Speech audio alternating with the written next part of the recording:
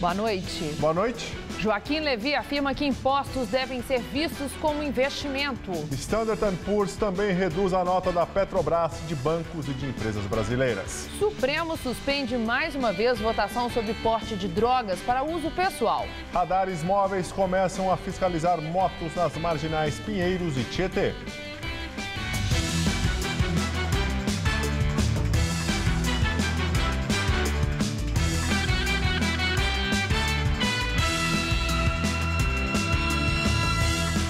Após rebaixamento da nota do Brasil, o ministro da Fazenda, Joaquim Levy, vem a público e declara que a população deve encarar imposto como investimento. Levy deu entrevista coletiva um dia após a agência de risco Standard & Poor's rebaixar a nota do Brasil e gerar expectativa de agravamento da crise. Ele comentou as fortes reações diante do possível aumento da carga tributária. Você faz um pequeno investimento, você até admite pagar um pouquinho mais de imposto, mas para quê?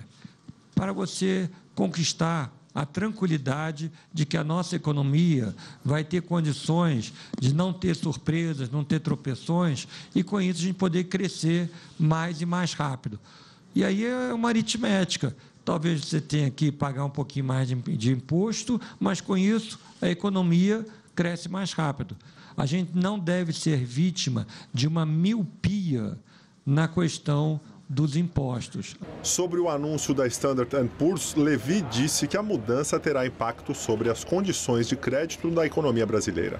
No entanto, considerou que a agência fez uma avaliação política e prometeu medidas até o fim do mês. Uma das agências pode ter se precipitado. Eu acho que na medida que a gente estiver mostrando que, na verdade, aquele processo que já estava em andamento vai ter uma conclusão em poucas semanas, tá certo?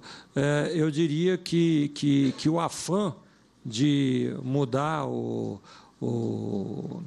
a nota do Brasil talvez arrefeça um pouco entre os agentes. E eu acho que também a própria avaliação do mercado que virá a se tranquilizar. O ministro não apresentou nenhuma nova redução de despesa, nem citou novas fontes de receita. Segundo ele, essa é uma equação que ainda está sendo construída e debatida com o Congresso Nacional, mas garantiu que o governo já está cortando na carne este ano, economizando 80 bilhões de reais em relação ao autorizado pelos parlamentares. A gente só está fazendo o que é necessário para o Brasil crescer, para o Brasil ter segurança. Indagado se vai ficar no governo, diante dos frequentes boatos sobre sua saída, Levy respondeu que seu trabalho de recuperação fiscal ainda não terminou. Os presidentes da Câmara, Eduardo Cunha, e do Senado, Renan Calheiros, afirmam que o Congresso Nacional não pode ser responsabilizado pelo rebaixamento da nota de crédito do Brasil. Na avaliação da Standard & Poor's, um dos motivos para a retirada do selo de bom pagador do Brasil é a relação entre o governo e o parlamento. O governo não tem a confiança hoje do mercado, dos investidores e dos consumidores para manter a atividade econômica. É isso que precisa ser restabelecido.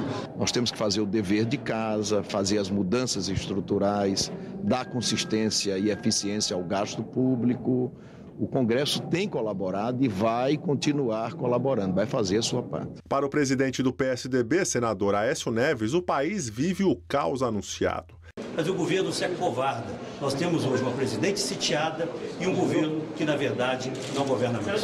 Segundo o líder do DEM na Câmara, Mendonça Filho, o rebaixamento da nota no Brasil comprova a irresponsabilidade da presidente Dilma Rousseff e do PT. A ingovernabilidade no Brasil é, naturalmente, uma coisa que está sendo percebida por todos. O governo está sem rumo, sem agenda política e agenda política mexendo na área econômica. O deputado Henrique Fontana, do PT, minimizou o problema. Evidente que a economia brasileira tem desafios de ajuste, mas a economia brasileira é sólida. Nós temos mais de 370 bilhões de dólares em reserva. Nós temos uma economia com potencialidade para sair deste momento de crise temporária que estamos vivendo. Não será uma agência como a Standard & Poor's que vai definir o futuro do Brasil. O senador petista Lindbergh Farias criticou a política econômica do ministro Joaquim Levy e pregou a retomada do crescimento. O centro da estratégia da política econômica tem que ser emprego, colocar a economia para crescer. Não é ficar na tecla do ajuste fiscal, a tecla parece o samba de uma nota só. Direto de Brasília, Josias de Souza fala sobre os desdobramentos políticos do rebaixamento da nota do Brasil. Dilma Rousseff está em litígio com as boas notícias. O presidente só recebe más notícias. A penúltima má notícia que atropelou Dilma foi essa da perda do selo de bom pagador que o Brasil detinha junto à agência de avaliação de risco Standard & Poor's. Isso tem muitas consequências na economia do país, mas do ponto de vista político, a primeira consequência prática é que Dilma vai ter que fazer agora, por pressão, tudo o que deixou de fazer nos últimos anos por opção ou precaução. Corte de despesas, racionalização de gastos, reformas delicadíssimas, como a reforma que mexe na aposentadoria das pessoas. Como não fez nada disso, o custo do ajuste aumentou e Dilma vai ter que fazer agora também elevação de impostos. O governo promete para o final do mês um lote de providências. Para um governo forte, já seria muito difícil obter todas essas coisas ao mesmo tempo. Para um governo fraco é ainda mais difícil. Sobretudo quando se considera que Dilma é uma governante fraca, em função da percepção que as pessoas têm de que a economia se desarranjou por conta de erros que Dilma cometeu. Em bom português, nem os aliados de Dilma no Congresso confiam na capacidade da presidente de liderar o processo de superação dessa crise. É como se Dilma tivesse virado uma personagem de desenho animado. Nos desenhos, às vezes, falta o chão, mas os personagens continuam caminhando sobre o vazio. Só caem quando se dão conta de que estão pisando em nada. Se não percebessem isso, atravessariam o abismo. No momento, Dilma e seus principais auxiliares fingem que não estranham nada. E ninguém olha para baixo. Boa noite. E a Petrobras também teve a nota rebaixada pela Standard & Poor's. A estatal perdeu o selo de boa pagadora ao ter a nota cortada em 2 níveis, de BBB- para BB com perspectiva negativa. Essa é a segunda agência a tirar o grau de investimento da Petrobras. Em fevereiro, a Moody's já havia rebaixado a nota da empresa. Além da Petrobras, a Standard & Poor's anunciou hoje o corte das notas de 30 empresas e de 13 bancos. 11 perderam o selo de bom pagador, entre eles Banco do Brasil, Itaú Unibanco, Bradesco, BNDES e Caixa Econômica. E como era esperado, o rebaixamento da nota do Brasil pela Standard & Poor's afetou o câmbio. O dólar chegou a superar a barreira dos R$ 3,90 pela manhã, mas perdeu parte da força depois que o Banco Central anunciou leilões de dólares. A moeda americana fechou o dia com alta de 1,34%, cotada a R$ 3,85. Já a expectativa de um pregão de forte baixa na Bolsa Brasileira, por causa da perda do grau de investimento, não se confirmou. No pior momento do dia, logo após a abertura, o Ibovespa recuou mais de 2%, mas se recuperou e fechou em baixa de 0,33%. E agora vamos ao comentário de economia com Denise Campos de Toledo. Olha, o ministro Levi e todo o governo estão tentando minimizar a importância do rebaixamento da nota de avaliação do país pela Standard & Poor's e as implicações negativas que isso pode ter para o andamento da economia, que já está para lá de ruim. É muito estranha, principalmente, a postura do ministro. Não combina com o currículo dele. Levi assumiu o Ministério da Fazenda com a proposta de um ajuste das contas que garantisse um superávit este ano de 1,2% do PIB. Ele era a grande aposta de uma austeridade maior, de um compromisso efetivo do governo com o reequilíbrio das finanças. Em vez disso, as contas estão no vermelho, em nível recorde, com a economia numa recessão brutal. E a proposta orçamentária do ano que vem, que foi uma das coisas que precipitaram a perda do grau de investimento, prevê um rombo de mais de 30 bilhões de reais. Mesmo assim, o ministro afirma que o governo está fazendo um esforço louvável para reduzir as despesas e comemora o fato, como disse, de ter cortado 80 bilhões de reais do orçamento deste ano. Vale observar que não foi corte de gastos, mas sim de uma intenção de gastos que havia sido autorizada pelo Congresso. A situação aperta e você desiste de gastar o que pretendia. Só que isso não quer dizer que você esteja colocando as finanças em ordem. Você pode continuar gastando mais do que recebe, mesmo economizando. E é isso que está acontecendo com o governo. Fez corte sim, mas nada que assegure um superávit. E a arrecadação, a receita estão caindo porque a economia perdeu fôlego. O pior é que nada de novo foi apresentado, mesmo com o rebaixamento do país, da perda do selo de bom pagador. Segundo o ministro, a intenção agora ainda é mesmo de um superávit de 0,7% do PIB no ano que vem. Mas as ações para garantir esse resultado, revertendo o déficit já previsto, só devem ser anunciadas mais para o final deste mês. Desse jeito, a crise econômica e política e também a de confiança só tendem a ganhar força. O comportamento do mercado refletiu bem isso. O dólar só não subiu mais porque já a disparada das últimas semanas já antecipou, em certa medida, o rebaixamento da nota do Brasil. E o Banco Central ofertou contratos que são uma espécie de venda da moeda para dar mais proteção contra as oscilações da cotação, mais US$ 1,5 bilhão de dólares, o que segurou um pouco a pressão. Mas o dólar ainda fechou o dia em alta forte. Não dá para ter ilusões. Se as perspectivas já eram ruins, agora estão piores. Não só pelo rebaixamento, mas também por essa postura meio alienada do governo. Eu volto na segunda. Até lá. E o ex-presidente Lula disse na Argentina que o corte da nota brasileira pela Standard & Poor's não significa nada e que acha muito engraçado que a agência de risco não tenha usado os mesmos critérios para países que estão quebrados na Europa. Em 2008, quando o Brasil recebeu o grau de investimento da Standard & Poor's, Lula era presidente e afirmou que se tratava de uma conquista do povo brasileiro. Ministro Teori Zavascki, do Supremo Tribunal Federal, pede vista e julgamento sobre porte de drogas para uso pessoal é suspenso novamente. 3 ministros já votaram a favor. Os ministros Edson Fachin e Luiz Roberto Barroso votaram hoje a favor da descriminalização do porte para uso pessoal, mas somente no caso da maconha. Em agosto, Gilmar Mendes já tinha votado pela liberação de todos os tipos de drogas. Até agora não houve nenhum voto contra.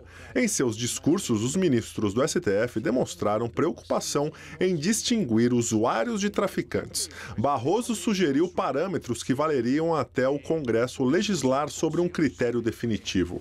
Vou fazer uma opção mais conservadora do que seria a minha proposta original para 25 gramas, que é o patamar utilizado em Portugal para distinguir tráfico de consumo pessoal. Eu acho que nós também temos que estabelecer um limite do que se considera produção para consumo.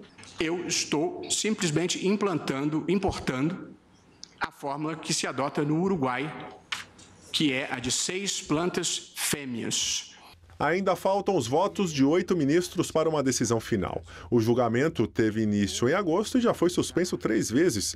Essa foi a 4ª vez devido ao pedido de vista de Teori Zavascki. Não há previsão para a retomada do julgamento. O caso chegou ao Supremo por meio de um recurso extraordinário interposto pela Defensoria Pública de São Paulo sobre um caso específico. Para a Defensoria, o Estado não pode tutelar o que os cidadãos fazem no limite de suas intimidades. Começou hoje a nova fiscalização de motos com radares móveis nas marginais.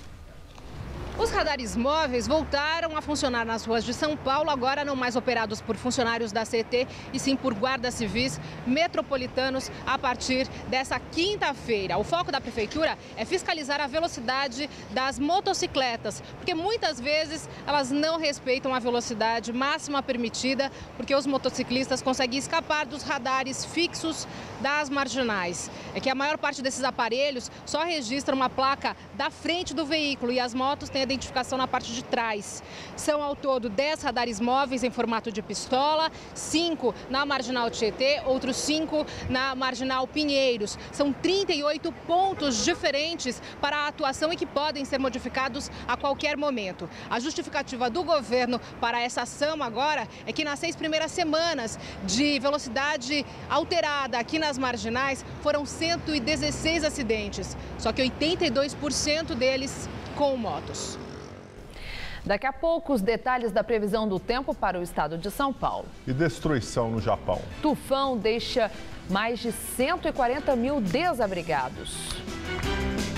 Tiago acaba de fazer a melhor entrevista de emprego da sua vida. Tiago saiu do Rio de Janeiro, mas o carro teve uma pane. Amanda, do Centro de Controle, avisou seu Jair, motorista do guincho. Sem os investimentos em segurança do Grupo CCR, o seu Jair não teria ajudado o Tiago a chegar a tempo em São Paulo. E a entrevista seria Assim, é para facilitar a vida de todos que o Grupo CCR trabalha, cuidando de rodovias para que todos tenham as melhores entrevistas e os melhores momentos de suas vidas. CCR, é por aqui que a gente chega lá.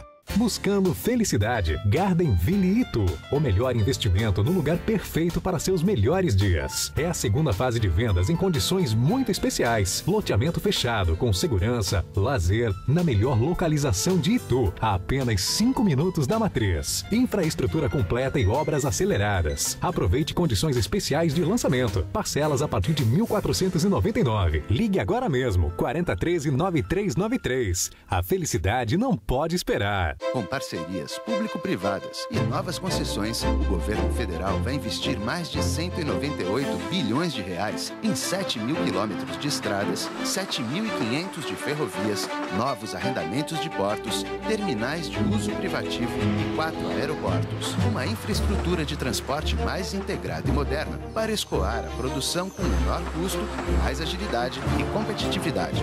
Programa de investimento em logística. O Brasil vai seguir avançando. Se você quer estudar jornalismo, relações públicas, publicidade e propaganda ou rádio, TV e internet, a Faculdade Casper Liber é o seu lugar. Quer conhecer? Eu te levo! Aqui a gente aprende na sala de aula e também em laboratórios de rádio, fotografia, edição de imagens e estúdios de TV. Você também pode colaborar em revistas, sites, programas de TV e rádio laboratoriais. E tem oportunidade de estágio dentro da Fundação Casper Liber.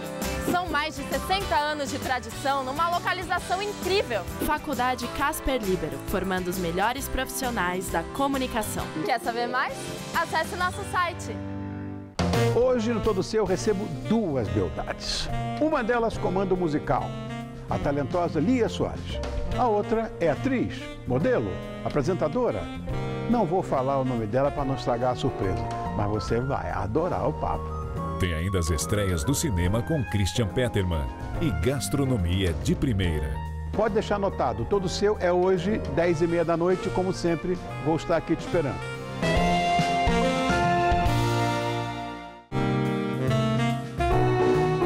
Oferecimento Bombril, os produtos que brilham como toda mulher.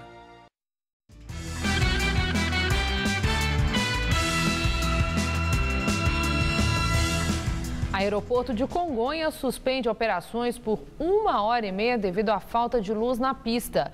Pousos e decolagens ficaram suspensos das 6 da tarde às 7h30 da noite. De acordo com a Infraero, a pista principal aqui de Congonhas foi fechada às 5h58 desta tarde devido a problemas técnicos. Até às 7h20 da noite, 15 voos tiveram os destinos alterados e os pousos foram deslocados para outros aeroportos, como o de Cumbica, em Guarulhos, e o de Viracopos, em Campinas. Por causa desta pane, as luzes da pista principal, que servem de orientação para os pilotos, ficaram apagadas e o problema só foi resolvido às 7h30 da noite. Outros 25 voos saíram com atrasos. A Infraero não divulgou os motivos que levaram a esses problemas técnicos. O tempo voltou a ficar instável hoje em São Paulo. O sol apareceu, até fez um pouco de calor, mas choveu no final da tarde e agora à noite. E como será que fica o tempo amanhã? Vamos à previsão com Mariana Armentano.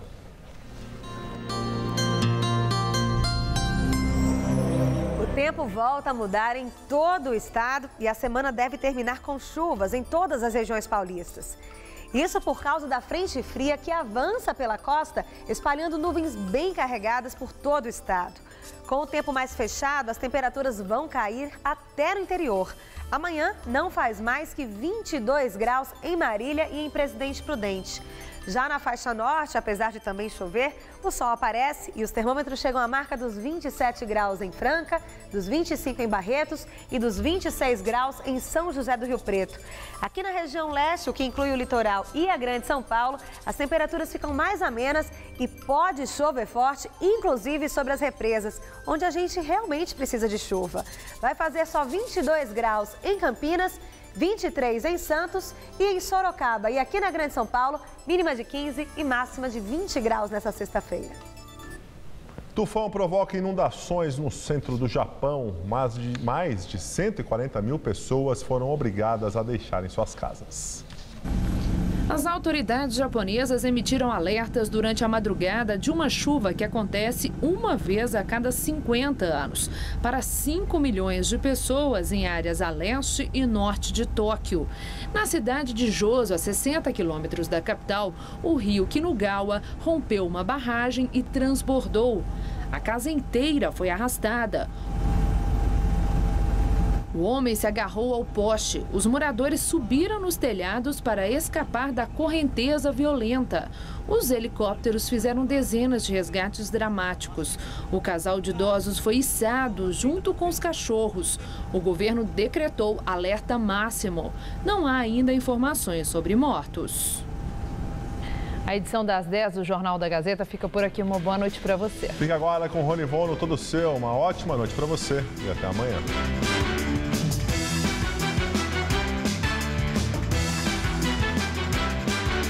Deixe o estresse de lado com uma visita a um spa de chocolate no Hoje Tem. Logo mais, 11h30 da noite. Assista agora Todo Seu e logo após, Hoje Tem.